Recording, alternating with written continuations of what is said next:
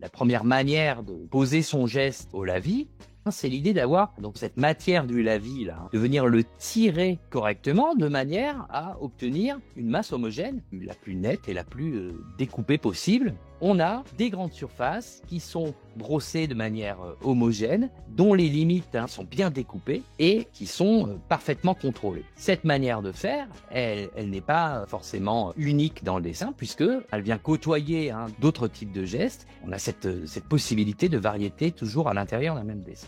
Après ces masses calmes, bien découpées, eh bien, on va avoir des masses animées qui, elles, sont beaucoup plus travaillées sur la base de petites taches qui bougent dans tous les sens. On sent un pinceau qui s'exprime là où précédemment, on avait un pinceau qui cherchait à ne pas s'exprimer et c'était juste la surface qui devait être lisible.